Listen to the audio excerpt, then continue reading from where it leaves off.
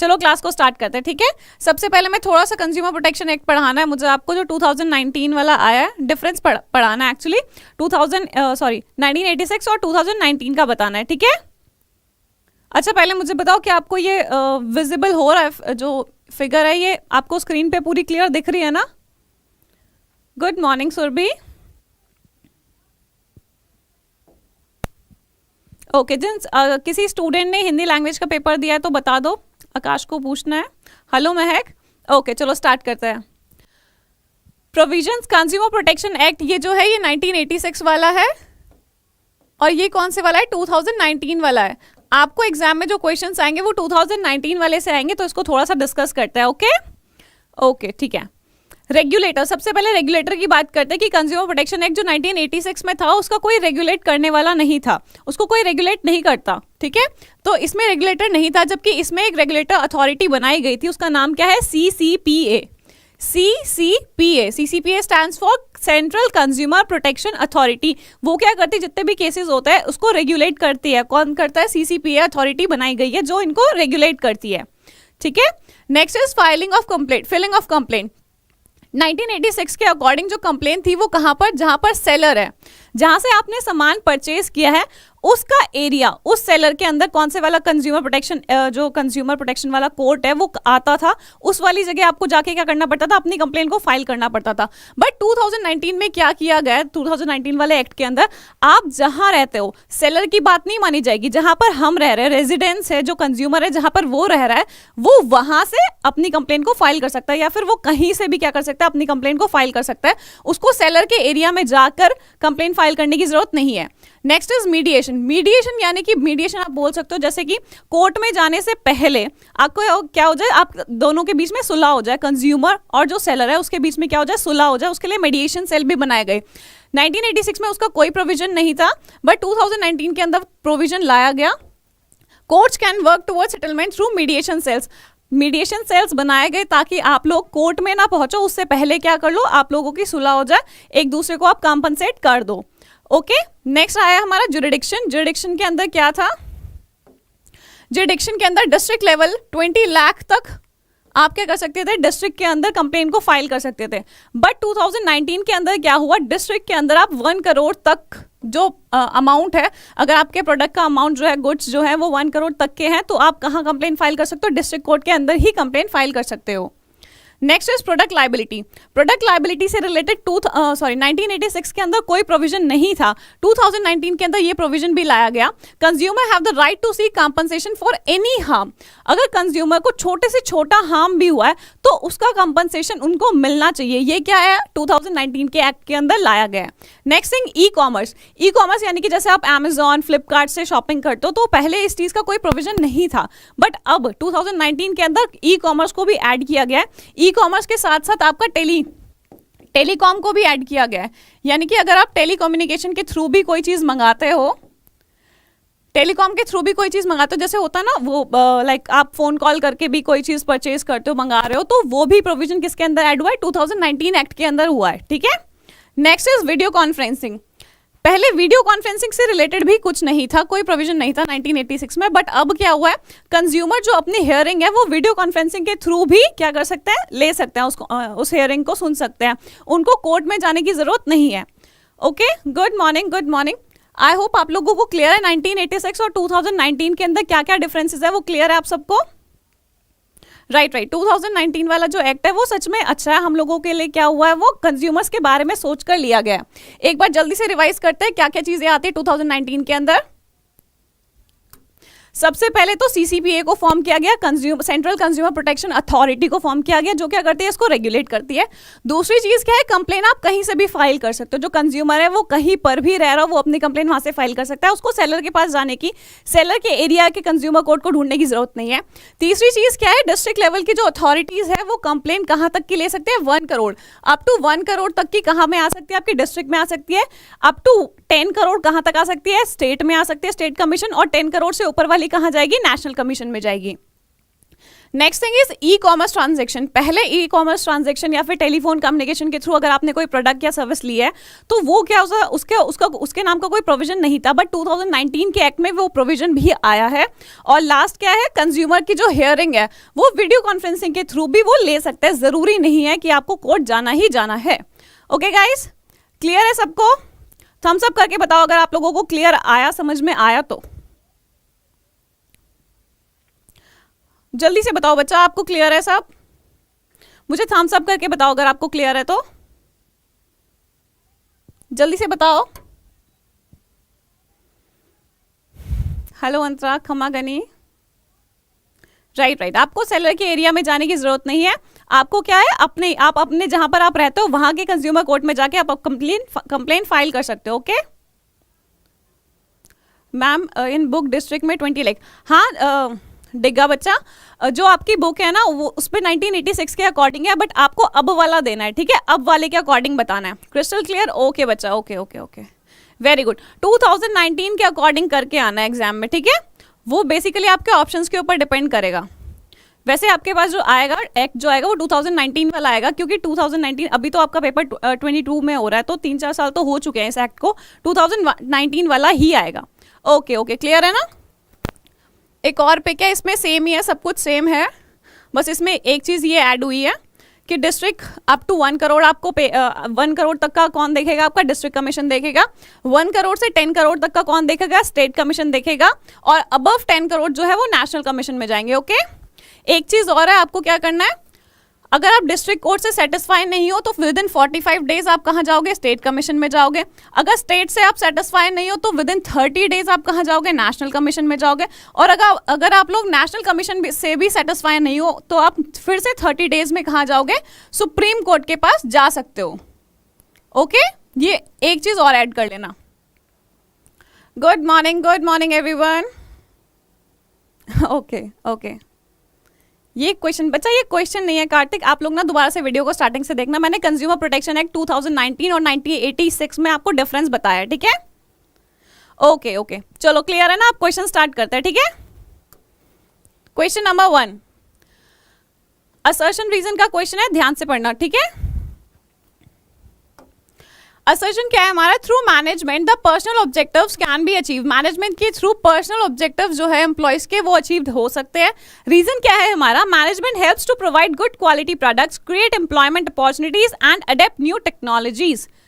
जल्दी से बताओ, इससे पहले कार्तिक बच्चा क्वेश्चन नहीं था वो, मैंने डिफरेंस बताया था बस आपको, क्योंकि बच्चे बोल रहे थे मैम डिफरेंस हमें क्लियर नहीं है 2019 और 1986 वाला। एक्चुअली वो कंफ्यूज हो रहे थे कि हमें 1986 वाला पढ़ना है या 2019 वाला पढ़ना है, तो इसलिए मैंने उनको बताया था, ठीक है?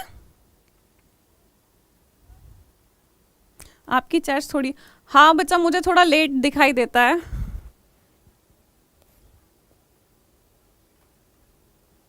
बट आई होप आप लोग को क्लियर है ना? ठीक है, आंसर बताओ, answer.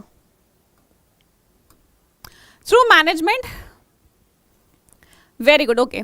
Through management the personal objectives can be achieved, ये स्टेटमेंट क्या है? ट्रू है। मैनेजमेंट के थ्रू पर्सनल ऑब्जेक्टिव्स भी अचीव होते हैं।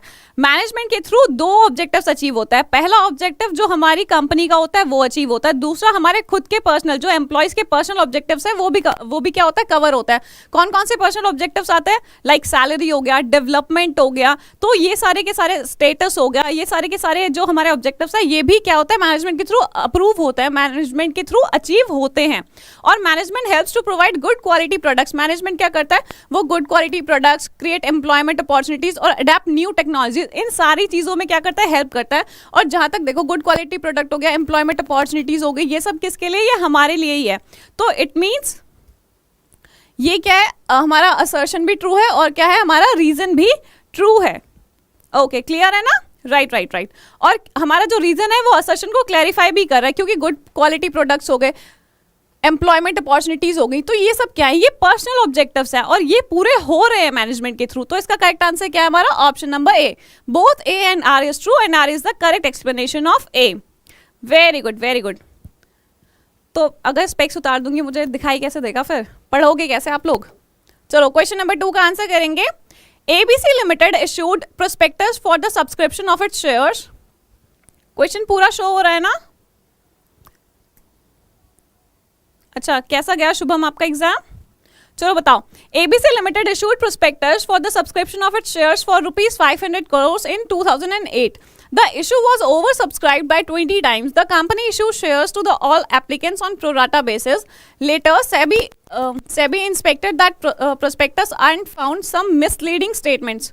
सेबी ने क्या देखा कि उनके अंदर जो प्रोस्पेक्टस था उसमें क्या था, मिसलीडिंग स्टेटमेंट्स थी, यानी कि कुछ झूठ लिखा हुआ था उन्होंने मैनेजमेंट के बारे में। सेबी ने क्या किया, 5 करोड़ की उनको पेनल्टी देनी पड़ी और उन्होंने उन कंपनी के 3 एग्जीक्यूटिव्स को क्या कर दिया था, बैन कर दिया था सिक्योरिटी मार्केट्स के लिए। Identify the function and type of perform by SEBI. आपको बताना है कौन से वाला फंक्शन जो है वो सेबी ने परफॉर्म किया है, रेगुलेटरी, डेवलपमेंट, प्रोटेक्टिव या फिर ऑल ऑफ द अबव। क्या बताना है मधुर? CUET क्लियर नहीं हुआ तो एडमिशन नहीं होगा। क्यों क्लियर नहीं होगा? आपको ऐसे क्यों लगता है आप लोगों का एग्जाम क्लियर नहीं होगा? बिल्कुल होगा, आप लोगों का एग्जाम क्लियर होगा। Okay, very good. Okay Shubham, अच्छा गया आपका एग्जाम। जिन बच्चों का एग्जाम कल था ना बच्चा, अपना ना व्हाट्सएप पे फीडबैक जरूर देना। Okay right, very good. इसका करेक्ट आंसर क्या है? Protective function. कौन से वाला फंक्शन यहाँ पे सेबी ने परफॉर्म किया? Protective function. उन्होंने देखा कि इन्होंने अपनी जो प्रोस्पेक्टस है उसमें सब झूठ लिखा हुआ था, तो अगर वो झूठ लिखेंगे और इस वजह से लोगों ने क्या किया, ज्यादा से ज्यादा लोगों ने उनकी कंपनीज के शेयर को खरीदने की कोशिश की, मतलब उन्होंने एप्लीकेशन अप्लाई किया, तो वो क्या हो रहा है, वो कंज्यूमर के साथ धोखा हो रहा है। तो वहां पे जो सेबी है उन्होंने किसको प्रोटेक्ट किया? हम लोगों को प्रोटेक्ट किया है। राइट, वेरी गुड बच्चा। प्रोटेक्शन में क्या आता है, प्रोटेक्टिव फंक्शंस में क्या आता है, जो वो हमें जितने भी वहाँ के कंज्यूमर्स हो गए, जो क्या करता है शेयर्स को परचेज करता है, उनकी प्रोटेक्शन होगी, वहाँ के एम्प्लॉयज, इन सबको प्रोटेक्ट कर रहे हैं, तो वो प्रोटेक्टिव फंक्शंस के अंदर आता है। और उसके अलावा वो जो भी काम करते हैं, सेबी स्टॉक एक्सचेंज से रिलेटेड जो भी काम करता है उसको रेगुलेट करने के लिए वो किसके अंदर आता है? रेगुलेट फंक्शन के अंदर आता है। Okay very good. चलो नेक्स्ट क्वेश्चन पे चलता है। Question number 3, Dhawan hotel in Manali. Okay, एक होटल है, क्या नाम है उसका? धवन होटल, मनाली में है। Was facing a problem of low demand for its room due two off season. अब ऑफ सीजन है, ऑफ सीजन चल रहा है, तो क्या हुआ, उनके जो होटल है उसके अंदर क्या हो रही है, लो डिमांड ज्यादा नहीं है उनकी सर्विसेज के लिए। तो वहां का MD है, उन्होंने क्या बोला, he was very worried. He called upon the marketing manager, Mr. Sajjan, for his advice. He suggested that hotels should announce an offer of 3 days and 2 nights hotel stay package with free breakfast. उन्होंने क्या किया, जो उनके marketing manager है उसने उनको क्या advice किया कि सर हमें एक पॉलिसी निकालनी पड़ती चाहिए, कौन सी वाली, 3 डे और 2 नाइट्स की, जिसमें हम क्या देंगे, लोगों को फ्री ब्रेकफास्ट प्रोवाइड करवाएंगे। ठीक है, तो आप जो उनके MD थे उनको ये आइडिया बहुत पसंद आया। तो आपको बताना यहाँ पर उन्होंने कौन से वाला प्रमोशनल टूल यूज किया है, जो उन्होंने ये स्ट्रैटेजी बताई है, आइडिया बताया, आपको ये बताना है कौन से वाला उन्होंने क्या यूज किया है, प्रमोशनल टूल यहाँ पे यूज किया है। Public relation, advertising, sales promotion या फिर personal selling. What happened Vanshika? By right, कौन से वाला यूज किया उन्होंने यहाँ पे? सेल्स प्रमोशन यूज किया है। सेल्स प्रमोशन क्या किया है यहाँ पे? सेल्स प्रमोशन यूज किया है। Very good very good. Financial market, okay बच्चा, टॉपिक है, कोई पर्टिकुलर टॉपिक है तो मुझे बता दो, मैं वो करवा दूंगी। ओके वेरी गुड राइट, इसका करेक्ट आंसर क्या है? Option number C. Next question पे चलते हैं। क्वेश्चन नंबर 4, ही और she keeps machines, materials, tools etcetera ready for operations by concern workers. आपको बताना है मशीन्स, मटेरियल्स, टूल्स को ऑपरेशन के लिए तैयार रखना किसका काम है, ये आपको बताना है। फंक्शनल फोरमैनशिप के अंडर ये किसका काम है, किसको मशीन्स, मटेरियल्स और टूल को एकदम रेडी रखना। हाँ जी रोहित, अगर कोई फाइनेंशियल मार्केट में कोई पर्टिकुलर टॉपिक है तो बता दो, मैं जैसे आज मैंने करवाया ना 2019 का, मैं वैसे ही करवा दूंगी। ठीक है, हाँ जी यूनिक जाट बोलो, क्या मैसेज है आपका? जल्दी से बताओ कौन से वाला, instruction card clerk, repair boss, gang boss या फिर रूट क्लर्क। क्वेश्चन नंबर 4 का आंसर करेंगे। कोई बात नहीं नमन, गुड मॉर्निंग। क्वेश्चन नंबर 4 का आंसर करेंगे। Very good. कौन करता है वो? गैंग बॉस करता है। गैंग बॉस क्या देखता है कि जो मशीन्स है, मटेरियल्स है, टूल्स है, वो सब क्या होने चाहिए, रेडी होने चाहिए एकदम से काम करने के लिए। राइट, वेरी गुड बच्चा। रिपेयर बॉस तो रिपेयर करता है मशीन्स को, वो ध्यान रखता है कि उसमें कोई कमी तो नहीं आ रही है। ओके, इसका करेक्ट आंसर क्या है? गैंग बॉस है। क्वेश्चन नंबर 5 का आंसर करेंगे, विच of the following states the need of consumer protection. आपको बताना है कि कौन से वाला इसमें से जो पॉइंट है वो क्या बताता है कि हमें कंज्यूमर प्रोटेक्शन की नीड है। ठीक है, इसका पीडीएफ कहाँ मिलेगा, इसका पीडीएफ मैं एंड में बताऊंगी, आप क्लास के एंड तक बने रहना। ठीक है, एंड में बताऊंगी मैं, कोई बात नहीं Kartika. Which of the following state the need of consumer protection, आपको बताना है कंज्यूमर प्रोटेक्शन की नीड क्यों है। Widespread exploitation of consumer, unorganised consumer, social responsibility, या फिर all of the above. Question number 5 का आंसर करेंगे। ओके सुजल, चलो नेक्स्ट क्वेश्चन का आंसर करो। क्वेश्चन नंबर 5 का आंसर करो, which of the following states the need of consumer protection. Very good, ये सारे के सारे ही ऑप्शंस क्या हैं, करेक्ट हैं, क्योंकि कंज्यूमर का लार्ज स्केल पे क्या हो रहा है, एक्सप्लॉयटेशन हो रहा है। आज के टाइम पे तो फिर भी कंज्यूमर्स को अपने राइट्स पता है, अपनी ड्यूटीज का पता है, बट कुछ टाइम पहले तक क्या होता था, कंज्यूमर के साथ बहुत ज़्यादा फ्रॉड होता था। इस वजह से क्या थी, हमें कंज्यूमर प्रोटेक्शन की नीड थी। देन अनऑर्गेनाइज कंज्यूमर, हमारी भी गलती है, हम क्या है पर्टिकुलरली ऑर्गेनाइज नहीं है, तो अनऑर्गेनाइज कंज्यूमर्स की वजह से भी हमें कंज्यूमर प्रोटेक्शन की नीड है। देन सोशल रिस्पॉन्सिबिलिटी, ये बिजनेस की सोशल रिस्पॉन्सिबिलिटी है कि वो क्या करे, कंज्यूमर को प्रोटेक्ट करे। तो ये तीनों के तीनों क्या है, करेक्ट आंसर है। ठीक है, राइट, चलो नेक्स्ट क्वेश्चन पे चलते हैं। क्वेश्चन नंबर 6 का आंसर करेंगे, as per the direction issued by Supreme Court the government can pass an order to ban the sale of tobacco products within the area of 200 meter of all educational institution। आपको बताना है supreme court ने क्या दिया है, directions दिए हैं कि जितने भी एजुकेशनल इंस्टीट्यूशंस हैं उनके 200 मीटर अराउंड तक आप क्या कर सकते हो, आप टोबैको प्रोडक्ट्स को सेल नहीं कर सकते। जो टोबैको से रिलेटेड प्रोडक्ट्स है वो आप एजुकेशनल एरिया के आसपास सेल नहीं कर सकते। कितना, 200 मीटर्स के अंदर अंदर सेल नहीं कर सकते। तो आपको बताना है कौन से वाला बिजनेस एनवायरनमेंट का डायमेंशन यहाँ पर हाईलाइट किया गया है, legal environment, social environment, political, या फिर none of the above. Capital structure, ठीक है रोहित, ओके बच्चा, कैपिटल स्ट्रक्चर देखते हैं। वेरी गुड, जल्दी से आंसर करेंगे। इसका करेक्ट आंसर क्या है, लीगल एनवायरनमेंट। क्यों, क्योंकि सुप्रीम कोर्ट ने क्या दिया, डायरेक्शंस दिए हैं कि आपको ऐसा नहीं करना है। वेरी गुड, राइट, इसका करेक्ट आंसर क्या है, लीगल एनवायरनमेंट। क्वेश्चन नंबर 7 पे चलेंगे। अब क्वेश्चन नंबर 7 का आंसर करेंगे, identify the related characteristics of directing. It means that every manager can direct his immediate subordinate and take instructions from his immediate boss.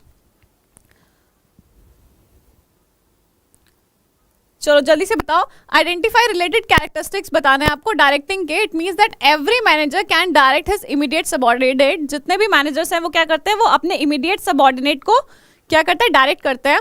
And take instructions from his immediate boss, और वो खुद किससे instruction लेते हैं, अपने boss से instruction लेते हैं। ठीक है,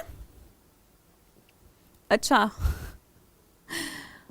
आर्यन, तो वो कॉफी आप ही पी लो बच्चा, मैं तो नहीं पी पाऊंगी अभी। कौन से वाला, directing initiate action, directing flows from top to bottom, directing is a continuous process, या none of the above. Right, इसका करेक्ट आंसर क्या, option number B, directing flows from top to bottom. Right, financial market.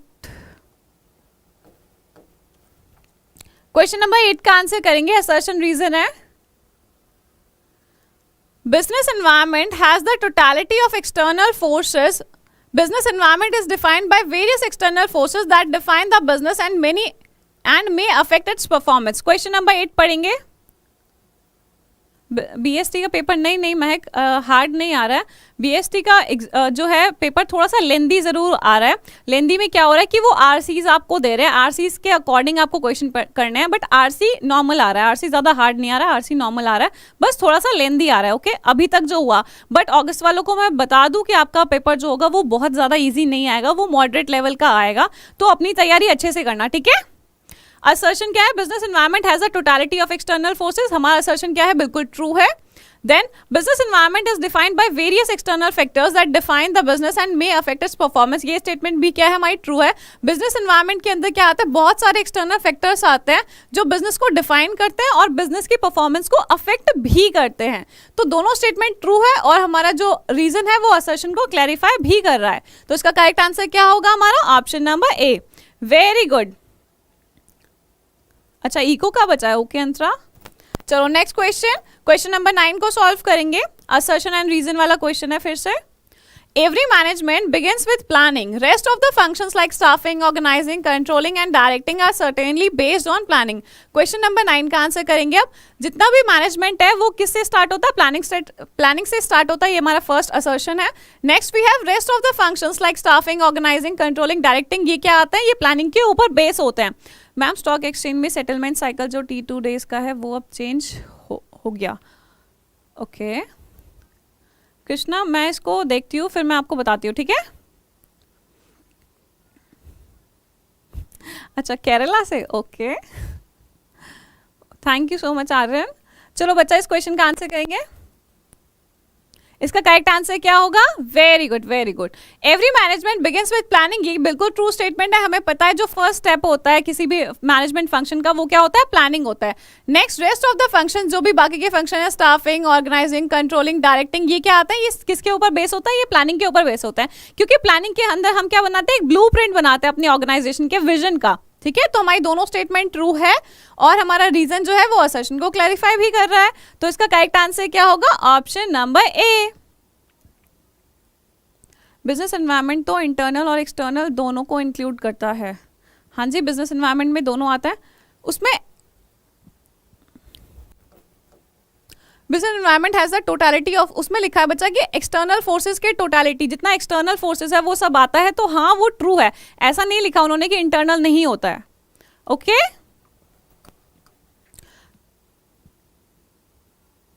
अच्छा, धीरे धीरे अच्छी हो रही है. ओके कार्तिका, आई होप जब तक आपका एग्जाम हो तब तक आपका बिल्कुल परफेक्ट हो जाए और आप बहुत अच्छा करो पेपर को. ठीक है, चलो मैम अभी बीएसटी और फिजिकल से ज़्यादा अकाउंट और entrepreneurship. Okay okay Sujal, okay start करते हैं, एंटरप्रेन्योरशिप को भी स्टार्ट करते हैं. चलो नेक्स्ट क्वेश्चन का आंसर करेंगे. क्वेश्चन नंबर 10 का आंसर करेंगे. An employ may expect attractive salary and benefits to fulfil his personal needs. The organisation may expect employees to improve productivity to achieve expected profits. Which principle of directing is highlighted in the given statement? जल्दी से बताओ. An employ में expect attractive salary. के employ क्या expect करता है? एक attractive salary की उसकी कितने जो सैलरी हो वो कितना फिगर्स में हो? 4 जीरोज में, 50 फिगर में क्या हो उसकी सैलरी हो. And benefits to fulfil his personal need, ताकि वो क्या कर सके? अपनी पर्सनल नीड्स को फुलफिल कर सके. और ऑर्गेनाइजेशन क्या एक्सपेक्ट करती है कि एम्प्लॉयज क्या करे? वो प्रोडक्टिविटी को इंक्रीज करे ताकि वो जितने भी कंपनी के जो उन्होंने स्टैंडर्ड बनाया प्रॉफिट्स का वो उसको अचीव कर सके. ठीक है, तो विच प्रिंसिपल, डायरेक्टिंग का कौन से वाला प्रिंसिपल इस स्टेटमेंट के अंदर दिया हुआ है वो आपको बताना है. Harmony of objectives, maximum individual contribution, unity of command या फिर appropriateness of direction techniques. Question number 10 का आंसर करेंगे. Question 4. Okay okay Kartik, okay क्या है इसका correct answer? Very good, maximum individual contribution. क्या है इसका correct answer? Option number B, that is maximum individual contribution. Very good. चलो नेक्स्ट क्वेश्चन का आंसर करो. Question number 11. These days the development of a country is also judged by its system of transferring finance from the sector where it. अच्छा मुझे बताओ, तुम्हें दिख रहा है ये क्वेश्चन? क्वेश्चन दिख रहा है ना?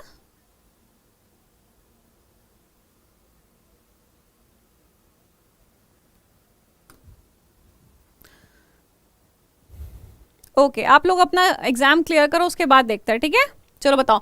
These days development of a country is also judged by its system of transferring finance from the sector where it is in surplus to the sector where it is needed most. To give strength to the economy, SEBI is undertaking measures to develop the capital market. In addition to this, there is another market in which an unsecured and short-term debt instruments are actively traded every day. These markets together help the saver and investor in directing the available funds into their most productive investment opportunity. अब हमारा question क्या है? Name the function being perform by the market in the above case. आपको बताना है जो market है हमारा स्टॉक एक्सचेंज का मार्केट, वो कौन से वाला फंक्शन यहाँ पे परफॉर्म कर रहा है. Facilitating price discovery, provides liquidity to financial assets, mobilisation of saving and channelising them into most productive uses, या फिर all of the above. Paragraph के हिसाब से बताना है. ठीक है, ओके ओके सुजय बच्चा पैराग्राफ के हिसाब से बताना है. डी ऐसे मार्क मत करो, ये सारे के सारे सेबी के फंक्शंस है, ये ट्रू है बट डी नहीं आएगा इसका. ठीक है, डी नहीं है इसका answer.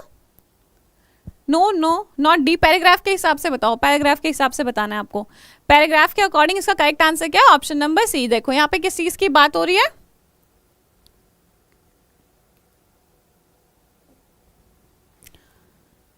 Transferring finance from the sector where it is in surplus to the sector where it is needed the most. एक जगह से जहां पे सरप्लस में अमाउंट अवेलेबल है वहां से कहां पर डालना, उस पैसे को जहां पर उसकी जरूरत है वहां पर डालना। तो इसको क्या बोलते हैं हम? Mobilisation of saving and channelising them into most productive manner. ठीक है, राइट। इसका करेक्ट आंसर क्या है? Option number C. इसके अलावा ये सारे के सारे हैं, ये सारे फंक्शन है, बट पैराग्राफ के अकॉर्डिंग कौन सा है? ऑप्शन नंबर सी है। ठीक है, ओके बच्चा, इको करवाते हैं स्टार्ट। ठीक है, क्वेश्चन नंबर 12 का आंसर कहेंगे, विच of the following style of leadership provides full scope of initiative and creativity. आपको बताना है लीडरशिप के कौन से वाले स्टाइल के अंदर हमें क्या मिलता है? पूरा स्कोप मिलता है। किस चीज का? इनिशिएटिव लेने का और क्रिएटिविटी दिखाने का। ठीक है, हाँ जी, प्राइस डिस्कवरी की बात तो नहीं हुई। राइट। पैराग्राफ फिर से समझा दूं? स्वाति पक्का इकोनॉमिक्स स्टार्ट करेंगे पक्का। ठीक है, हाँ, जहां ये ऑल ऑफ द अबव देखते हैं सब वही लगा देते हैं, ऐसा नहीं करना है। ठीक है, नेक्स्ट क्वेश्चन का आंसर करो, which of the following style of leadership provides full scope of initiative and creativity. कहां पर दिखा सकते हो आप अपना पूरा स्कोप? किस चीज का? इनिशिएटिव का और क्रिएटिविटी, पूरी की पूरी क्रिएटिविटी आप कहां पर दिखा सकते हो? राइट, लेस फेयर में दिखा सकते हैं। किस में दिखा सकते हैं? लेस फेयर में दिखा सकते हैं। बच्चा यहाँ पे सिर्फ आप क्या करते हो? पार्टिसिपेट करते हो, आपका लीडर आपसे सजेशंस मांगता है, बट आप अपनी पूरी क्रिएटिविटी नहीं दिखा सकते। लेस फेयर में क्या कर सकते हो? आप अपनी पूरी क्रिएटिविटी दिखा सकते हो, क्योंकि पूरी जिम्मेदारी किसकी होती है? आपकी होती है। Right, very good. Not A, no not A. इसका करेक्ट आंसर क्या? Option number C. Right, laissez faire. Laissez faire का मतलब क्या होता है? Full freedom. क्या होता है? Full freedom. इसका मतलब होता है आपको पूरा का पूरा फ्रीडम दे दिया जाता है कि आप अपनी तरफ से क्या ले सकते हो? डिसीजन ले सकते हो। ठीक है मुस्कान, क्लियर? आई होप आपको क्लियर है। क्या कर सकते हो? आप अपनी तरफ से अपनी मर्जी से कोई भी डिसीजन ले सकते हो ऑर्गेनाइजेशन के लिए, और अपनी पूरी क्रिएटिविटी दिखा सकते हो और इनिशिएटिव अपने अकॉर्डिंग ले सकते हो। ठीक है, वेरी गुड मुस्कान, क्लियर है? चलो नेक्स्ट क्वेश्चन का आंसर करेंगे। Question number 13, which one of the following is not a step in the process of planning. आपको बताना है इनमें से कौन से वाला स्टेप क्या है? प्लानिंग का प्रोसेस प्लानिंग के प्रोसेस में नहीं आता। नॉट बताना। ठीक है, developing premises, setting objectives, identifying alternatives या ग्रुपिंग ऑफ एक्टिविटीज। जल्दी से बताओ नेक्स्ट क्वेश्चन का आंसर। हाँ जी सीमा, इसी टाइप के क्वेश्चन आएंगे। यूनिक बच्चा, किस चीज का आंसर देना है आपको? पूछो, यूनिक जाट क्वेश्चन पूछो। इसका करेक्ट आंसर क्या है? ओके मुस्कान, ओके, वेरी गुड। इसका करेक्ट आंसर क्या है? Grouping of activities. ये हमारे प्लानिंग प्रोसेस के अंदर नहीं आता। प्लानिंग प्रोसेस के अंदर हमारे क्या क्या आता है? Setting objective. सबसे पहले हम क्या करते हैं? ऑब्जेक्टिव्स को सेट करते हैं, अपने ऑब्जेक्टिव्स को डिसाइड करते हैं, देन हम प्रेमाइसेस को डेवलप करते हैं, फिर ऑल्टरनेटिव्स को क्या करते हैं? आइडेंटिफाई करते हैं, देन जो उसमें सबसे अच्छा होता है एग्जामिन करते हैं। जितने भी हमारे पास ऑल्टरनेटिव्स होते हैं उन सबको क्या करते हैं? चेक करते हैं कौन से वाला बेटर है, हमारे लिए कौन सा अच्छा है। उसके बाद फाइनली हम एक सिलेक्ट करते हैं उन ऑल्टरनेटिव्स में, और फिर क्या करते हैं? इम्प्लीमेंटेशन ऑफ द प्लान को इम्प्लीमेंट करते हैं, और फाइनली फॉलो अप एक्शन आता है। ओके, ए क्यों नहीं होगा इसका? किसका बच्चा? इसका डेवलपिंग प्रेमाइसेस, क्योंकि ये है ना, डेवलपिंग प्रेमाइसेस तो है स्टेप, इसलिए नहीं होगा। ठीक है, ओके महक। चलो नेक्स्ट क्वेश्चन का आंसर करेंगे। Question number 14, name the function of management which helps in the formulation of future plans in the light of the problem that were identified and thus helps in better planning in the future period। आपको बताना है कौन से वाला function होता है management का जिसमें क्या करता है? जो किस चीज में हेल्प करता है? Formulation of future plans. Future plans को बनाने में हेल्प करता है in the light of the problems that were identify. किस चीज को देखकर? जो अभी करंटली हम प्रॉब्लम को आइडेंटिफाई कर रहे हैं उसके बिहाफ पे वो क्या करता है? फ्यूचर का प्लान बनाता है। उस प्रॉब्लम्स को देखकर उसके अकॉर्डिंग क्या करता है? फ्यूचर का प्लान बनाता है। तो वो कौन से वाला फंक्शन होता है? डायरेक्टिंग, कंट्रोलिंग, स्टाफिंग या फिर ऑर्गेनाइजिंग? अच्छा यमुना पुंडीर, आपका CUET हो गया, वेरी गुड। सारे एग्जाम्स हो गए आपके, वेरी गुड। कौन से वाला फंक्शन होता है? वो कंट्रोलिंग का होता है, इसलिए हम इसको क्या बोलते हैं? फॉरवर्ड लुकिंग भी बोलते हैं। इसको क्या बोलते हैं? फॉरवर्ड और बैकवर्ड दोनों बोलते हैं। फॉरवर्ड और बैकवर्ड लुकिंग दोनों बोलता है कंट्रोलिंग को, पता है ना आपको, फॉरवर्ड और बैकवर्ड दोनों बोलता है, क्योंकि फॉरवर्ड क्या करता है, फॉरवर्ड क्यों बोलता है, क्योंकि कंट्रोलिंग के बेस पर ही हम क्या करते हैं, फ्यूचर के प्लान्स बनाते हैं। और बैकवर्ड क्यों बोलते हैं, क्योंकि जो ऑलरेडी हमने चीजें कर ली होती हैं उनको चेक करते हैं, उनको कंट्रोल करने की कोशिश करते हैं, इसलिए इसको बैकवर्ड भी बोलते हैं। Very good, right. इसका करेक्ट आंसर क्या है, कंट्रोलिंग। क्वेश्चन नंबर 15 का आंसर करेंगे, a decision to acquire a new and modern plant to upgrade an old one. आपको बताना है वो कौन से वाला डिसीजन होता है, अगर हमें क्या करना है, नए प्लांट को या नई मशीनरी को लेके आना है, या फिर उसको क्या करना है, अपग्रेड करना है और ओल्ड वन को हटाना है, तो ये कौन से वाला डिसीजन होता है, फाइनेंसिंग, वर्किंग कैपिटल, इन्वेस्टमेंट या फिर none of the above. Okay, next question का आंसर करेंगे। Hello Yuvraj Singh, question number 15 का आंसर करेंगे। ओके ओके, फाइनेंसिंग डिसीजन है, वर्किंग कैपिटल है, इन्वेस्टमेंट है या फिर नन ऑफ दीज है।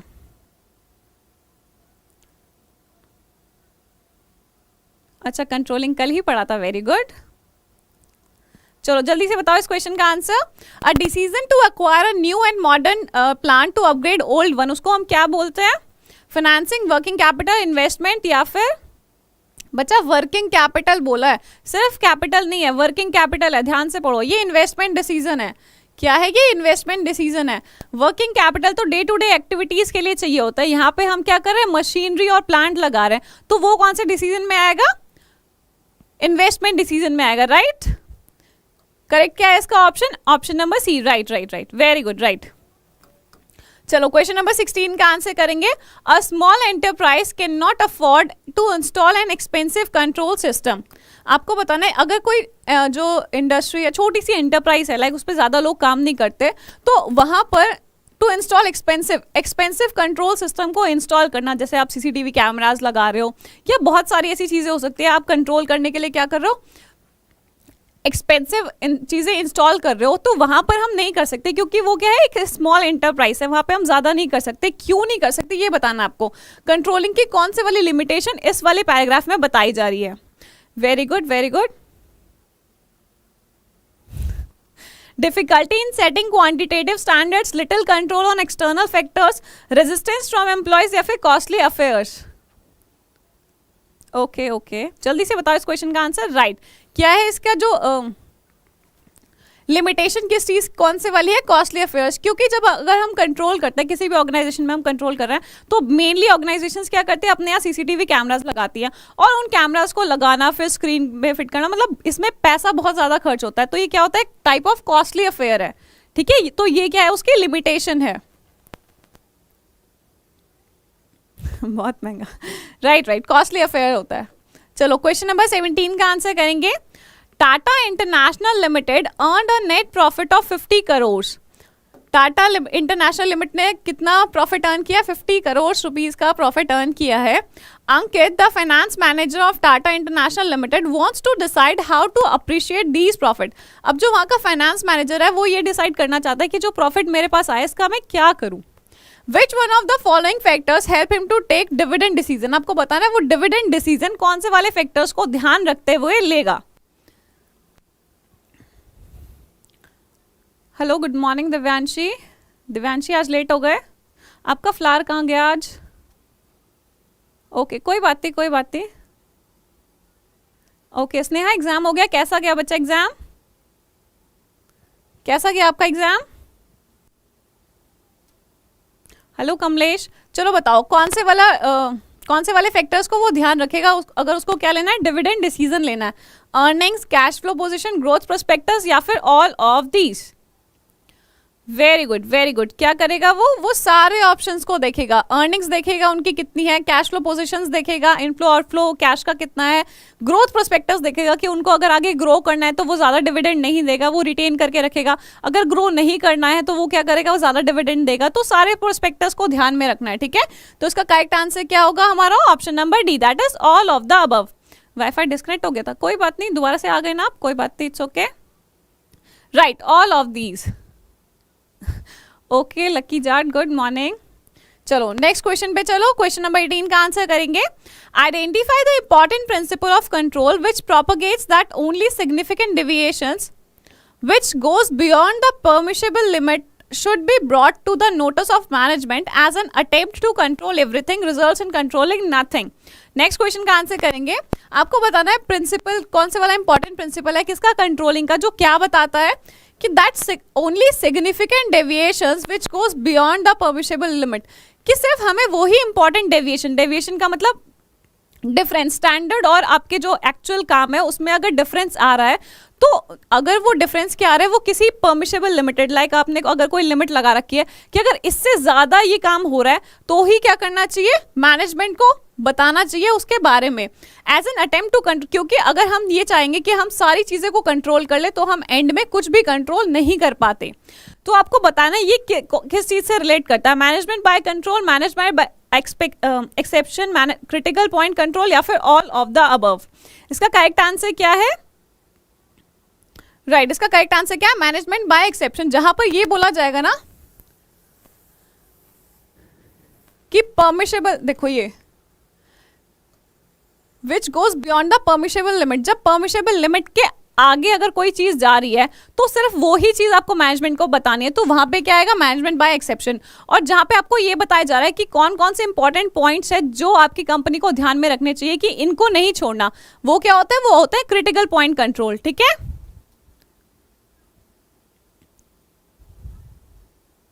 एनसीईआरटी की बुक नहीं है? क्यों नहीं है आपके पास एनसीईआरटी? अच्छा, वो आपने कोई गाइड वगैरह ले रखी होगी, बट उसमें टॉपिक तो होगा ना सीयूईटी से रिलेटेड, तो आप कर सकते हो. ओके, तो इसका करेक्ट आंसर क्या है, option number B, management by exception. Hello Swati. Right, like sand, जितना पकड़ो उतना फिसलता है. तो आप हर चीज को मैनेज नहीं कर सकते, इसलिए हर चीज के बारे में टेंशन भी नहीं लेनी चाहिए, जितना मैनेज हो रहा है ठीक है. चलो नेक्स्ट क्वेश्चन का आंसर करेंगे.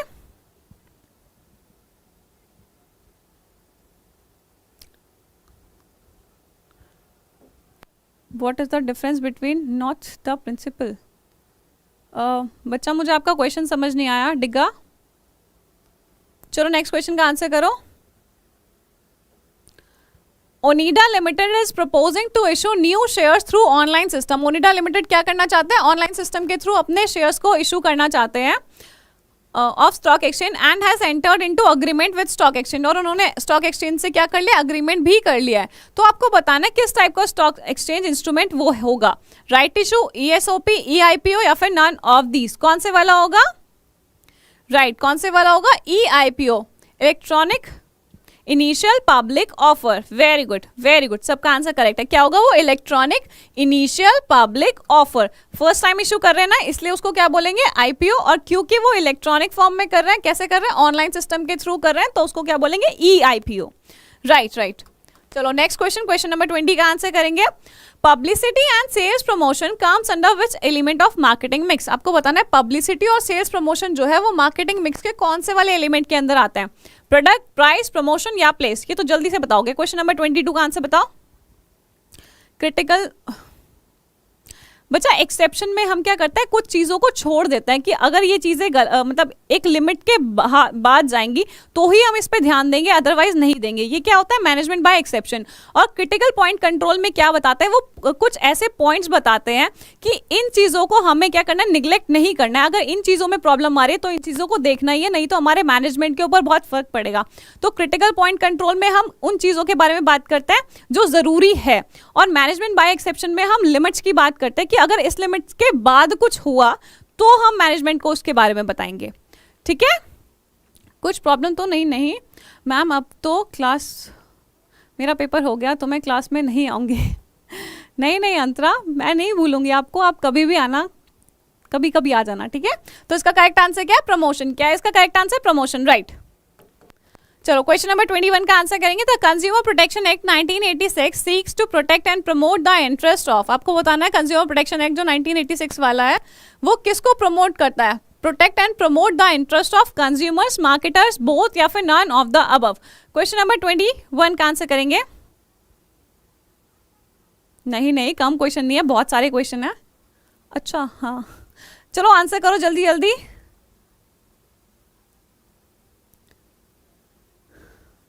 इसका करेक्ट आंसर क्या है, कंज्यूमर्स. 1986 के अकॉर्डिंग वो किसको प्रोटेक्ट और प्रमोट करता है, कंज्यूमर्स को प्रोटेक्ट करते हैं. राइट. क्वेश्चन नंबर 22 का आंसर करेंगे, the process of marketing works through the dash mechanism. Process of marketing क्या करता है, works through the process of marketing works through the dash mechanism. आपको बताना है, जल्दी से बताओ इस क्वेश्चन का आंसर। हाँ जी कंज्यूमर्स। नेक्स्ट क्वेश्चन का आंसर बताएंगे, the process of marketing works through the dash mechanism. जो मार्केटिंग का प्रोसेस है वो किस मैकेनिज्म के ऊपर चलता है, वैल्यू, प्राइस, एक्सचेंज या फिर प्रोडक्ट। क्वेश्चन नंबर 22 का आंसर करेंगे, जो मार्केटिंग का प्रोसेस है वो किस मैकेनिज्म के ऊपर काम करता है। राइट ओके अंतरा, ओके 12 बजे छुट्टी करनी है। अच्छा तो फिर आप लोग जल्दी जल्दी आंसर करो, फिर छुट्टी करेंगे। जल्दी से बताओ किस चीज के ऊपर काम करते हैं। राइट, एक्सचेंज के ऊपर काम करते हैं। हम क्या करते हैं, किसी प्रोडक्ट को एक्सचेंज करते हैं किसी वैल्यू के ऊपर। लाइक आप क्या करते हो, आप कोई प्रोडक्ट खरीदते हो तो आप जो सेलर होता है उसको क्या करते हो, पैसे मनी पे करते हो। तो वो हम करते हैं, एक्चुअल में हम करते क्या, हम एक्सचेंज करते हैं चीजों का। राइट, चलो नेक्स्ट क्वेश्चन, क्वेश्चन नंबर 23 का आंसर करेंगे, Ananta private limited decide to donate 8% of its sales to Shiksha foundation. Ananta private limited ने क्या डिसाइड किया कि वो क्या करेंगे, अपने 8% शेयर जो है वो किसको दान कर देंगे, शिक्षा फाउंडेशन को दे देंगे, ताकि वो जो पुअर चिल्ड्रन है इंडिया के अंदर उनके एकेडमिक एजुकेशन को क्या कर सके, सुधार सके। This initiative by the company was appreciated by public. ये वाला जो इनिशिएटिव था ये पब्लिक को बहुत पसंद आया और उनकी जो सेल थी वो 25% से बढ़ गई। Identify the objective of management depicted in the above given case. आपको बताना है यहाँ पे कौन से वाला मैनेजमेंट का ऑब्जेक्टिव पूरा हुआ, ऑर्गेनाइजेशनल, पर्सनल, सोशल या फिर none of the above.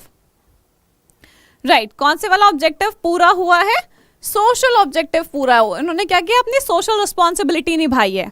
Right, very good, very good, social objective पूरा हुआ है। क्वेश्चन नंबर 24 करेंगे, which principle of management states that a manager should replace I with we in all his conversation with workers.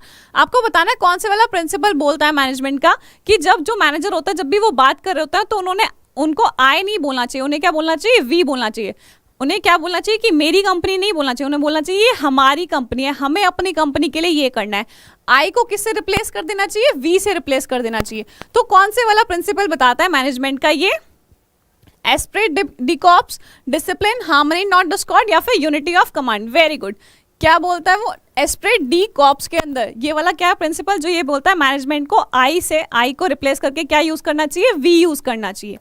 Very good, very good, good. Question number 25. In a general store, different work that is taking order, connecting money, measuring, packaging and billing is divided into different groups.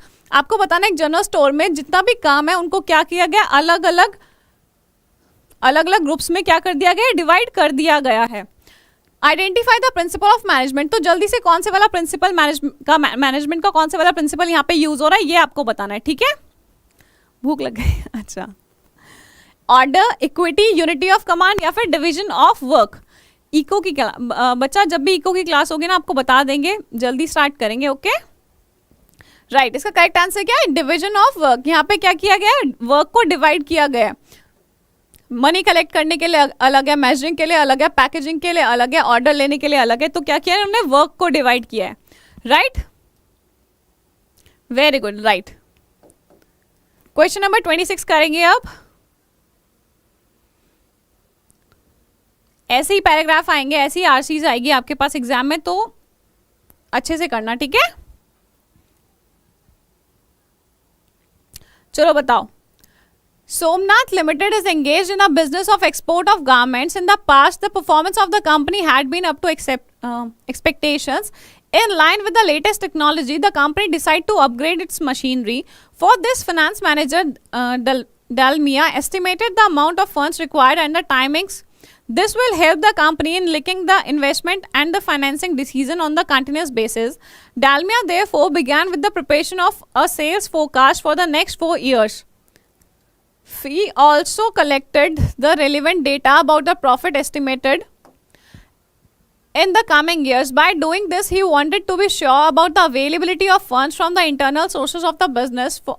For the remaining funds, he is trying to find out alternative sources from the outside. Identify the concept discussed in the above case. आपको बताना है कौन से वाला किस function के बारे में यहाँ पे बात हो रही है, ये बताओ। इतना छोटा, हाँ हाँ जी, इनको पढ़ने में टाइम लगेगा, इसलिए ध्यान रखना, टाइम को वेस्ट मत करना वहां पे, ठीक है। वैसे बच्चे बोल रहे थे कि आरसी कैसे आया था, एक आरसी में से 5 क्वेश्चंस आए थे। अगर आपने इतना बड़ा आरसी पढ़ लिया तो आप आराम से 5 क्वेश्चंस अटेम्प्ट कर सकते हो। तो पहले चेक कर लेना कि एक आरसी से 5 क्वेश्चन आ रहे हैं या नहीं आ रहे हैं, ओके।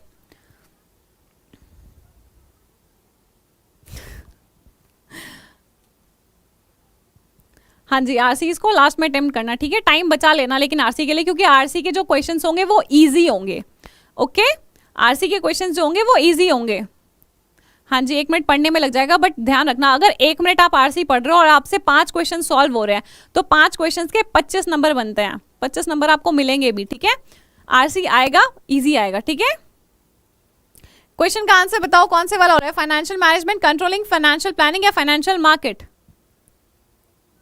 फाइनेंशियल प्लानिंग की बात हो रही है बच्चा, किस कंसेप्ट की बात हो रही है यहाँ पे, फाइनेंशियल प्लानिंग की बात हो रही है। Very good. क्वेश्चन नंबर 27 का आंसर करेंगे, विच of the following statement is not true about the management. आपको बताना है कौन सी वाली स्टेटमेंट क्या है, ट्रू नहीं है, नॉट ट्रू बताना है। Management is not visible, it can only be felt, the effects of management can be realised over the period of time through positivity और negativity created among the stake holders, the effect of management can be seen and felt sometimes, none of the above. Question number 27 का answer करेंगे,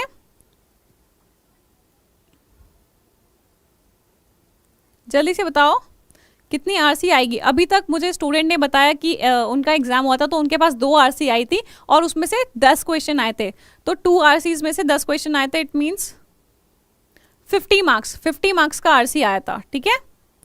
reading comprehension बच्चा, RC मतलब reading comprehension.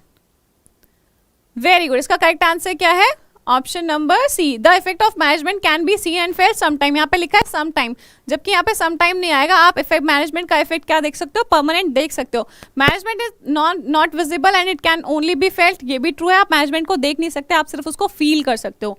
Next thing, effect of management can be realise over a period of time through positivity और negativity create among the stake holders. हमारा option number C गलत है, तो correct option क्या है इसका, option number C, right right, intangible force होता है। वेरी गुड, चलो next question, question number 28, which of the following is a limitation of planning. आपको बताना है प्लानिंग की लिमिटेशन के बारे में, किसके बारे में बताना है, प्लानिंग की लिमिटेशन के बारे में बताना है।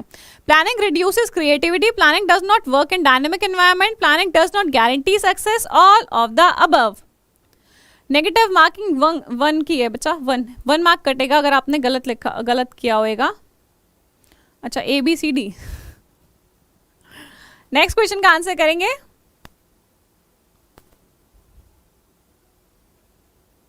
वन मार्क का है बच्चा नेगेटिव। वेरी गुड, ये सारी की सारी क्या है, लिमिटेशन है। प्लानिंग क्रिएटिविटी को रिड्यूस करती है, बिल्कुल रिड्यूस कर देती है, क्योंकि प्लानिंग क्या करती है, प्लानिंग रिजिड होती है। हमने एक बार जो प्लान कर लिया हम उसके अकॉर्डिंग काम करते हैं, इसीलिए क्या करती है वो क्रिएटिविटी को रिड्यूस करती है। Next thing, planning does not work in dynamic environment, बिल्कुल प्लानिंग डायनेमिक एनवायरमेंट में काम नहीं कर सकती। आपने अभी जो प्लान किया है वो आपने किसी चीज को इमेजिन करके, लाइक आपने ये सोचा है कि फ्यूचर में ये काम होगा तो हमने उसके अकॉर्डिंग प्लान बनाया, बट अगर फ्यूचर में कोई चीज चेंज हो जाती है, डायनेमिक, क्योंकि जो हमारा एनवायरमेंट है वो डायनेमिक होता है तो चेंज होता रहता है, तो उस कंडीशन में हमारा प्लान काम नहीं करता, फिर उस कंडीशन में हमें अपने प्लानिंग में चेंजेस लाने पड़ते हैं। Next thing is, planning does not guarantee success, बिल्कुल करेक्ट है, प्लानिंग कभी भी सक्सेस की गारंटी नहीं देता है। हो सकता है आपने जो लास्ट ईयर प्लान यूज किया होगा उसमें आपको सक्सेस मिली होगी, बट वही प्लान इस साल भी काम करेगा ऐसा जरूरी नहीं है, या फिर सेम प्लान हर कंपनी के लिए काम करेगा ये भी जरूरी नहीं है। तो ये तीनों की तीनों क्या है, हमारी प्लानिंग की लिमिटेशंस हैं। क्वेश्चन नंबर 29 का आंसर करेंगे, एक और आरसी है, ओके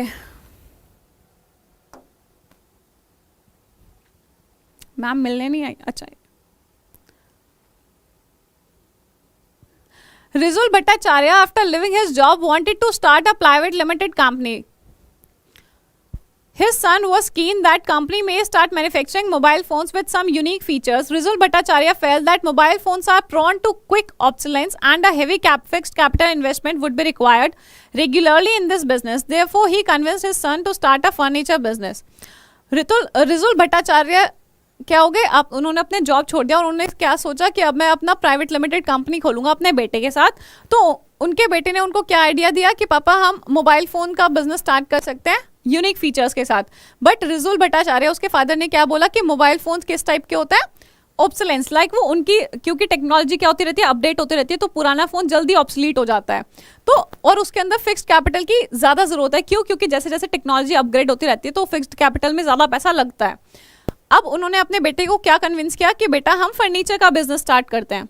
तो क्वेश्चन बताओ यहाँ पे कौन से वाला factor capital, identify the factor affecting fixed capital requirement which made Rijul Bhattacharya choose furniture business. जल्दी से बताओ इस क्वेश्चन का answer. Technological upgradation, nature of business, sale of operation, या फिर none of the above.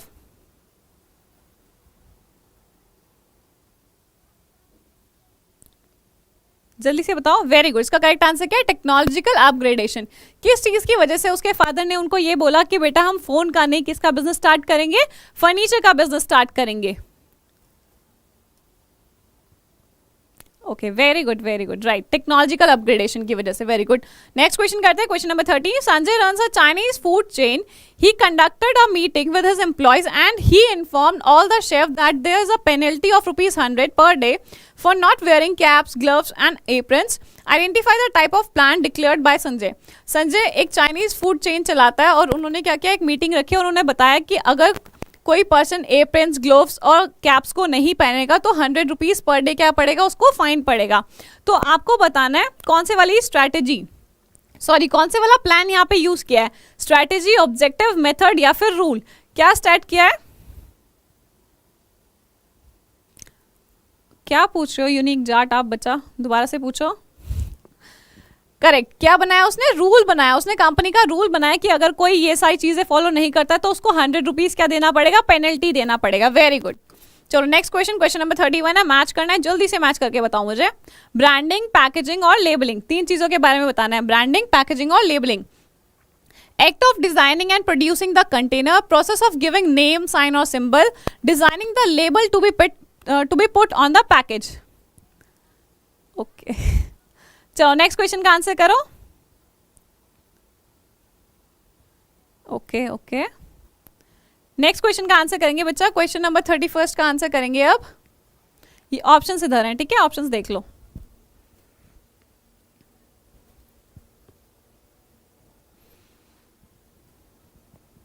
Branding क्या होता है? ब्रांडिंग होता है गिविंग नेम, साइन और symbol to a product.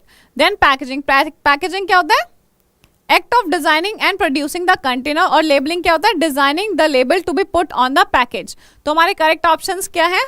First का बी, सेकंड का ए और थर्ड का C, BAC। Option number B is correct.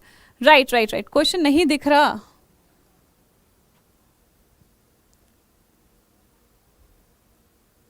जिसको नहीं दिख रहा अब ठीक है। आयुष्मान त्रिपाठी जी, अब दिख रहा है आपको? वैसे हमने कर लिया क्वेश्चन सॉल्व।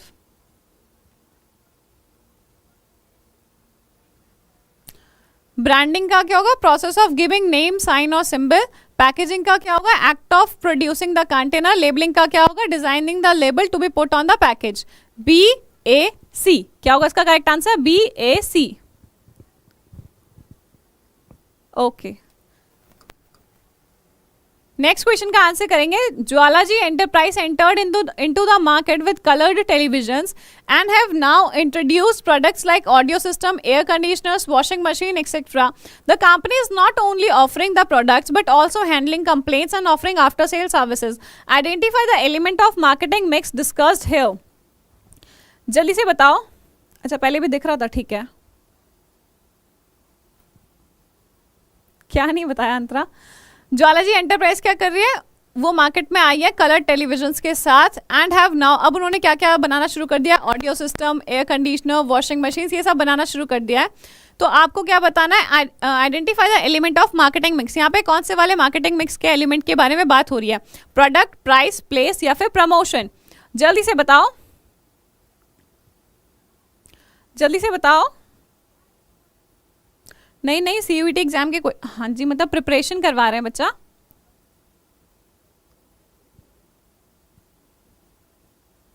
जल्दी से बताओ किस चीज की बात हो रही है यहाँ पे?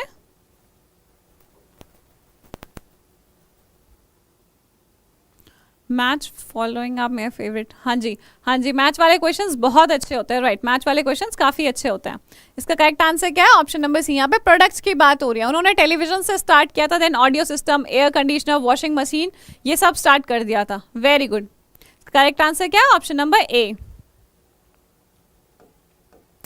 नेक्स्ट क्वेश्चन, क्वेश्चन नंबर 3 पे चलेंगे।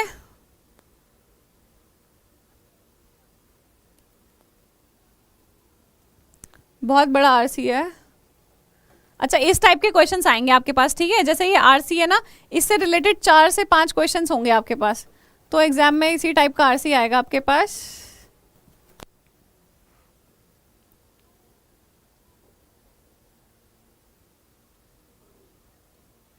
दिख रहा है आप लोगों को?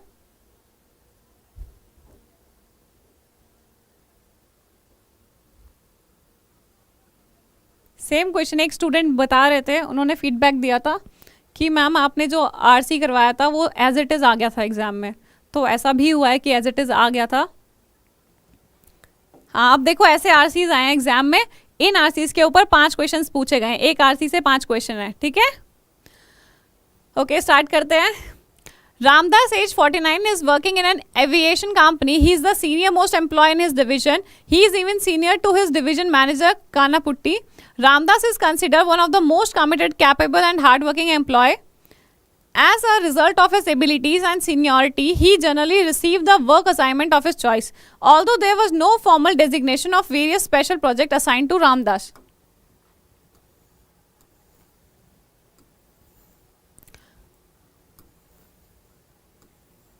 He handled them as a matter of routine. A problem developed when an able and intelligent person, Nagarjuna, age 33, was appointed by Kanaputti. Nagarjuna's previous 3 years experience in the closely related work made it possible for him to catch on to the routine work of his new job more rapidly than was customary for a new employee. On several occasions, Kanaputti noticed the tension between the two employees. However, he didn't want to get involved in their personal issues as long as the work was completed effectively and efficiently by them. One day, tension between them reached the boiling point and Ramdas complained to Kanaputti, stating that his duties were being largely taken over by Nagarjuna. Kanaputti issued the order stating clear allocation of the jobs and related duties between the two. He further clarified the working relationship between them by specifying who was to report to whom. This helped in reducing the workload, enhancing productivity and removing ambiguity.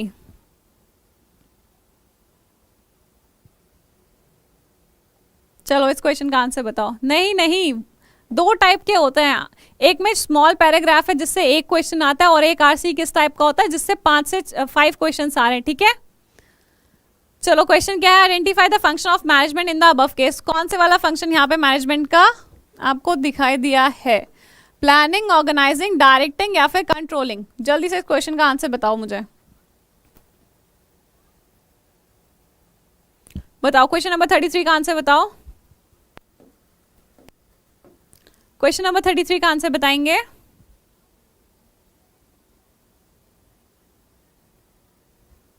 B, right. क्या हो रहा है यहाँ पे? Organising का function perform किया जा रहा है। Very good, right.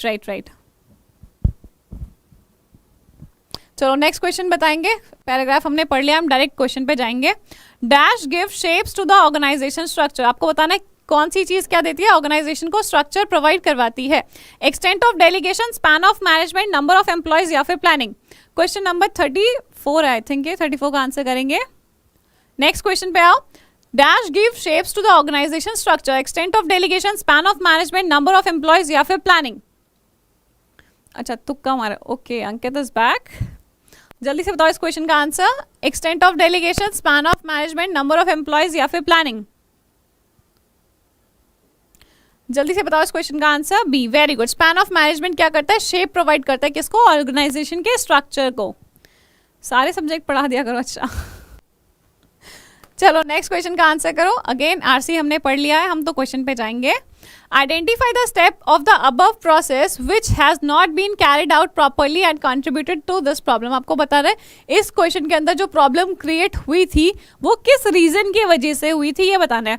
Identification and division of work, departmentalisation, assignment of duties या फिर एस्टैब्लिशिंग रिपोर्टिंग रिलेशनशिप्स। क्या बताना है?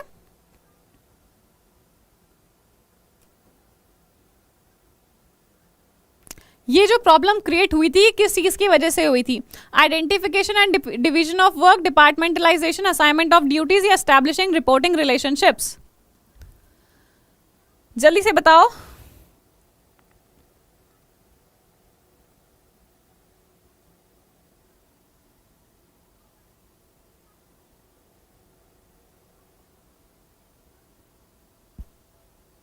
इसका करेक्ट आंसर सी है। एस्टैब्लिश तो की ही नहीं थी, तभी तो प्रॉब्लम हुई, उसके बाद उन्होंने एस्टैब्लिश किया है, तो ये तो बाद वाला स्टेप है। इन्होंने पूछा कि प्रॉब्लम किस वजह से हुई थी। प्रॉब्लम इस वजह से हुई थी क्योंकि उन्होंने ड्यूटीज को अच्छे से असाइन नहीं किया था, दोनों के बीच में ड्यूटीज को असाइन नहीं किया गया था, इसलिए जो पुराने वाले पर्सन थे उनको क्या होता, उनको प्रॉब्लम हो रहा था कि मेरा सारा का सारा काम नए वाले पर्सन को दे दिया गया है। ठीक है, नो नॉट डी, डी तो बाद में हुआ, डी वाला काम बाद में हुआ है। यहाँ देखो डी वाला काम क्या हुआ है, बाद में हुआ है। He further clarify working relationship between them, बाद में किया, जब प्रॉब्लम हो गई उसके बाद में किया। प्रॉब्लम किस रीजन की वजह से हुई थी? इसकी वजह से हुई थी, राइट, सी की वजह से हुई थी। Very good. क्वेश्चन करवा रहे हो और लेसन करवा रहे हो। क्वेश्चन है, चलो एक और। State the step of the above process which have been taken by Kanaputti to respond to complaint of Ramdas. आपको बताना है यहाँ पे कौन से वाला स्टेप उठाया गया है कानापुट्टी ने टू रिस्पॉन्ड, जो रामदास ने जो कंप्लेन किया था तो कानापुट्टी ने कौन से वाला स्टेप लिया था? Assignment of duty, establishing report relationship, both A and B या फिर नन ऑफ दीज। जल्दी से बताओ, टाइम हो गया, इंग्लिश करवा दो। बिजनेस करवाना है बच्चा, जल्दी से बताओ इसका क्वेश्चन का आंसर बताओ। वेरी गुड, दोनों, both A and B. Assignment, उन्होंने जब देखा कि प्रॉब्लम ज्यादा हो रही है तो उन्होंने ड्यूटीज को भी असाइन कर दिया दोनों की अलग अलग, और रिपोर्टिंग रिलेशनशिप्स को भी बना दिया गया। ठीक है, वेरी गुड, दोनों आएगा बच्चा, ए और सी, ए और बी दोनों आएगा। चलो आई थिंक इस आरसी का लास्ट क्वेश्चन है। State the point of importance of the process are reflected in the above case. आपको बताना है, इंपॉर्टेंस बतानी है इस प्रोसेस की। Optimum utilisation of resources, logical and rational thinking, reduction of waste या फिर all of the above. Question number 37 का आंसर करो। क्वेश्चन नंबर 37 का आंसर करो। हाँ जी पुनीत, हेलो पुनीत, कैसा हुआ आपका एग्जाम?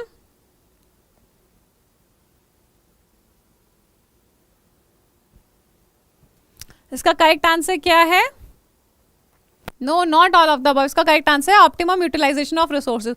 उसके पास जो दो अलग अलग थे एम्प्लॉयज थे, उनका वो प्रॉपर तरीके से यूज कर रहा है। Optimum utilisation of resource, correct answer क्या होगा इसका? नो नॉट डी, इसका करेक्ट आंसर होगा ऑप्शन नंबर ए। क्या होगा इसका correct answer? Option number A, not D. ये सब कहाँ हुआ? Reduction of waste, rational thinking, ये कहीं भी नहीं हुआ पैराग्राफ के अंदर। पैराग्राफ के अंदर क्या दिखाया गया है कि उन्होंने अपने जो रिसोर्सेज हैं उसको अच्छे से यूटिलाइज किया है। Okay, not D. बच्चा पैराग्राफ को पढ़ के करना था। अच्छा गया, वेरी गुड पुनीत। आप अपना फीडबैक ना व्हाट्सएप पे जरूर देना। ओके, चलो नेक्स्ट क्वेश्चन, 38 क्वेश्चन का आंसर करेंगे। Dash is the central point in the marketing philosophy. आपको बताना है मार्केटिंग फिलॉसफी में सेंट्रल पॉइंट कौन सा होता है? Customer satisfaction, customer welfare, quality of product या फिर quantity of product. Marketing philosophy में आज के टाइम पे सेंट्रल पॉइंट कौन सा होता है ये बताना है। वाई नॉट डी बच्चा? क्योंकि हमने जो आरसी पढ़ा है उसके अंदर जो सेकंड और जो फर्स्ट और सेकंड पॉइंट थे वो आरसी में कहीं भी गिवन नहीं थे। ठीक है, थैंक यू लकी जाट।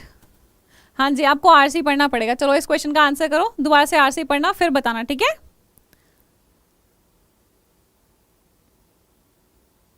जल्दी से बताओ इस क्वेश्चन का answer. Very good. Customer satisfaction किस चीज के बारे में, आज के टाइम पे मार्केटिंग की जो फिलॉसफी है वो किसके अराउंड घूमती रहती है, कस्टमर के सेटिस्फेक्शन के अराउंड घूमती रहती है। Very good.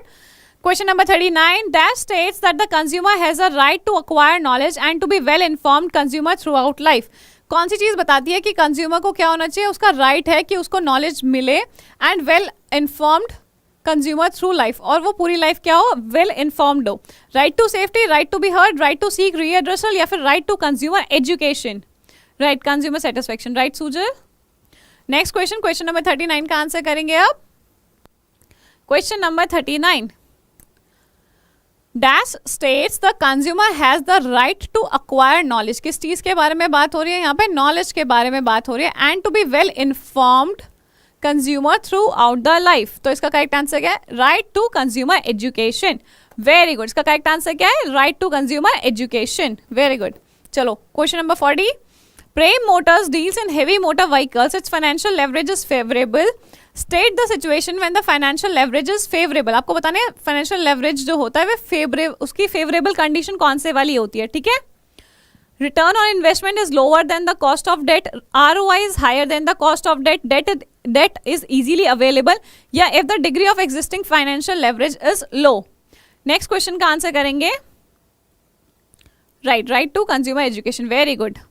नहीं सुजल, ए नहीं होगा बच्चा। उसमें किस चीज के बारे में बात कर रहे हैं, नॉलेज के बारे में बात कर रहे हैं, और नॉलेज किसके अंदर आएगा, राइट टू कंज्यूमर एजुकेशन के अंदर आएगा, कि उसको नॉलेज होना चाहिए, वो राइट टू कंज्यूमर एजुकेशन के अंदर आएगा, सीक रीएड्रेसल के अंदर नहीं आएगा। ओके चलो इस क्वेश्चन का आंसर करो। Very good. इसका करेक्ट आंसर क्या है, कॉस्ट ROI क्या होना चाहिए, रिटर्न ऑन इन्वेस्टमेंट क्या होना चाहिए, कॉस्ट ऑफ डेट से हाई होना चाहिए।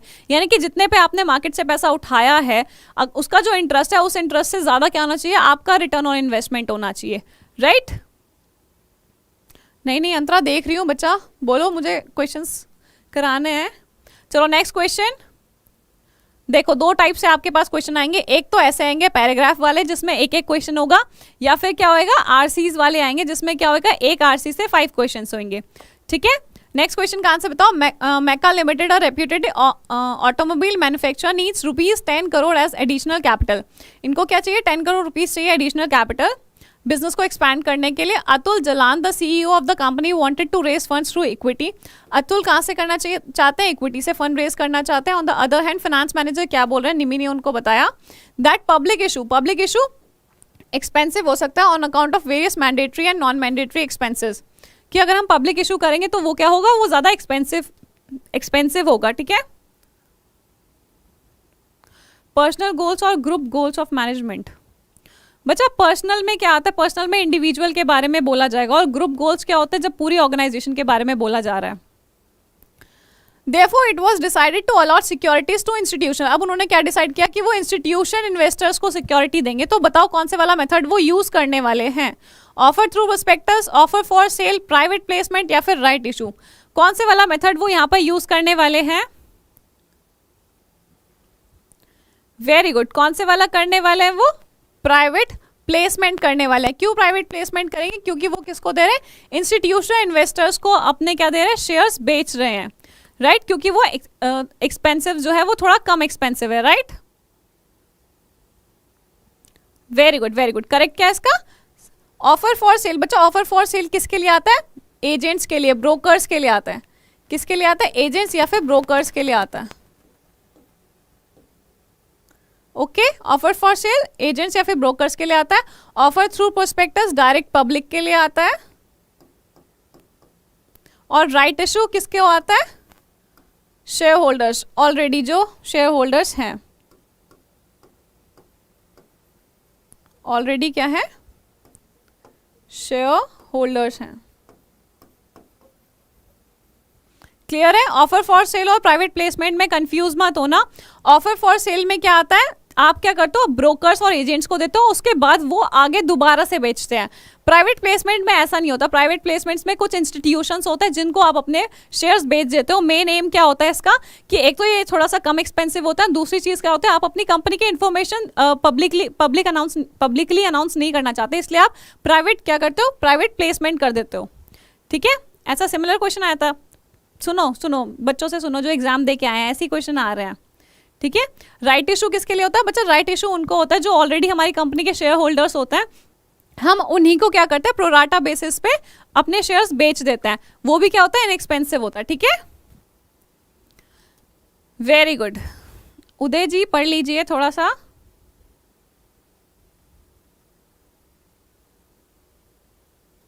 चलो नेक्स्ट क्वेश्चन पे चलते हैं, question number 42।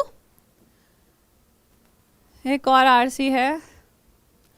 Turbo Private Limited is a publishing company. Its book on business studies for class 12th is in great demand. As a result, the employees in the marketing department are always racing against the time.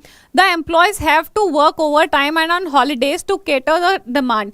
Managers in the marketing department are under stress as they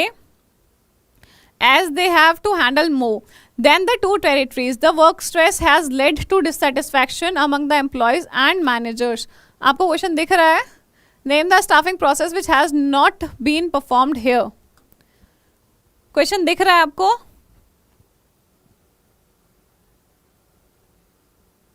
question number 42 का answer करेंगे अब। हाँ जी mister x करेंगे बच्चा, दोनों start करते हैं। जल्दी से इस क्वेश्चन का आंसर करो। 42 क्वेश्चन है, 2-3 क्वेश्चन और हैं इसके बाद। 42 क्वेश्चन का आंसर करो जल्दी से। Name the staffing process which has not been performed over here. Okay Vansh ji, right. Determine human resource requirements. क्यों, क्या नहीं किया? वर्कर्स क्या थे? स्ट्रेस में थे, डिससेटिस्फाइड थे, तो उन्होंने किस चीज का ध्यान नहीं दिया? ह्यूमन रिसोर्स की रिक्वायरमेंट्स का ध्यान नहीं दिया। किसका ध्यान नहीं दिया? ह्यूमन रिसोर्स की रिक्वायरमेंट्स का ध्यान नहीं दिया है, राइट। चलो नेक्स्ट क्वेश्चन 43 का आंसर करेंगे। The workers of Vyam limited are unable to work on new and hitech machines imported by the company to fulfil the increase demand. Therefore the workers are seeking extra guidance from the supervisors. The supervisor is overburdened with the frequent calls of workers. Suggest how the supervisor by increasing the skill and knowledge of the workers can make them handle their work independently. आपको बताना, जो व्याम limited है उन्होंने क्या किया? नई hi tech machines को लेके आए, इम्पोर्ट किया उन्होंने, तो Therefore वर्कर्स आर सीकिंग, तो वो क्या कर रहे हैं? अपने सुपरवाइजर से क्या ले रहे हैं? गाइडेंस ले रहे हैं कि इन मशीन्स को चलाते कैसे हैं, ठीक है। The supervisor is overburden. Supervisor को क्या हो गया? थोड़ा सा बर्डन ज्यादा हो गया, क्योंकि उनको क्या हो रहा है, बार बार वर्कर्स कॉल करके पूछ रहे हैं कि सर ये मशीन कैसे चलेगी, ये कैसे करना है, इस काम को कैसे करना है। तो आपको बताना है, आपको सजेस्ट क्या करना है कि सुपरवाइजर क्या चीज उनकी स्किल्स और नॉलेज को बढ़ाकर make them handle their work independently, किस तरीके से उनको इंडिपेंडेंटली काम करने के लिए हेल्प कर सकता है। Films, documentary, computer modelling, vestibule training या फिर इंडक्शन ट्रेनिंग, किस चीज की हेल्प से कर सकता है? राइट, वेस्टिब्यूल ट्रेनिंग से कर सकता है। किससे कर सकता है? वेस्टिब्यूल ट्रेनिंग से कर सकता है। वेस्टिब्यूल ट्रेनिंग क्या होता है? Vestibule training is on the job training in which technical personnels are taught how to utilize tools and machinery। क्या किया जाता है वेस्टिब्यूल ट्रेनिंग में? कि आपको मशीन कैसे यूज करनी है उसको सिखाया जाता है पर्टिकुलरली, ठीक है। तो उसको क्या बोलता है? वेस्टिब्यूल ट्रेनिंग बोलता है। मशीन्स को कैसे हैंडल करता है, टूल्स को कैसे हैंडल करता है, राइट। और एक इंडक्शन ट्रेनिंग भी होता है। इंडक्शन ट्रेनिंग हम किसको बोलते हैं? Introduce new employees to the organisation. जब हम किसी नए एम्प्लॉय को ऑर्गेनाइजेशन में लेके आते हैं तो उसको क्या दिया जाता है? इंडक्शन ट्रेनिंग, लाइक जैसे इंट्रोडक्शन होता है ना, वो दिया जाता है, ठीक है। अच्छा, संस्कृत का है, ओके उदय। नेक्स्ट क्वेश्चन का आंसर करेंगे, तो उसको तो पढ़ने दो जो पढ़ने आए हैं, ठीक है। आपका संस्कृत का पेपर है, बट बाकियों को पढ़ने दो। चलो बताओ, विच of the following is not an advantage of using external sources. आपको बताना एक्सटर्नल सोर्सेज का कौन से वाला एडवांटेज नहीं है? Qualified personal, wider choice, fresh talent या फिर इकोनॉमिकली सोर्स। शिप्रा दत्ता, हाँ जी शिप्रा दत्ता, क्या बोल रहे हो आप? आई डोंट नो बच्चा, रिजल्ट के बारे में मुझे नहीं पता। जल्दी से बताओ इस क्वेश्चन का आंसर।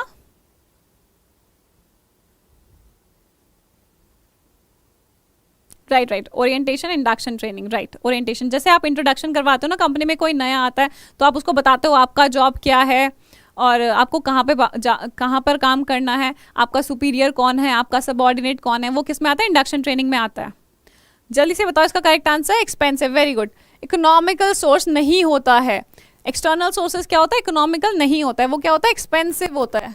कैसा होता है, एक्सपेंसिव होता है, बहुत खर्चा होता है उसमें।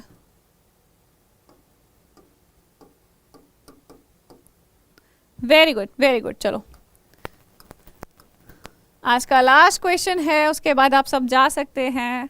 Which one of the following is a career oriented process. आपको बताना है इनमें से कौन से वाला क्या है, करियर ओरिएंटेड प्रोसेस है। कब खत्म है, ये लास्ट क्वेश्चन है, ठीक है, इसके बाद खत्म हो जाएंगे। विच of the following is a career oriented process, जल्दी से बताओ। विच of the following is a career oriented process, training, development, selection and recruitment. Right right right, क्योंकि वो बहुत एक्सपेंसिव होता है। Very good. जल्दी से बताओ इस क्वेश्चन का आंसर, कौन से वाला करियर ओरिएंटेड प्रोसेस होता है। Very good. डेवलपमेंट को हम क्या बोलते हैं, करियर ओरिएंटेड प्रोसेस बोलते हैं, करियर ओरिएंटेड। और ट्रेनिंग को हम क्या बोलते हैं, जॉब ओरिएंटेड प्रोसेस बोलते हैं। क्या बोलते हैं, जॉब ओरिएंटेड। ठीक है, दोनों से क्वेश्चन आ सकता है, आपको पूछ सकता है कि जॉब ओरिएंटेड कौन सा होता है, तो वो ट्रेनिंग होता है, और करियर ओरिएंटेड कौन सा होता है, वो डेवलपमेंट होता है। आगे समझ में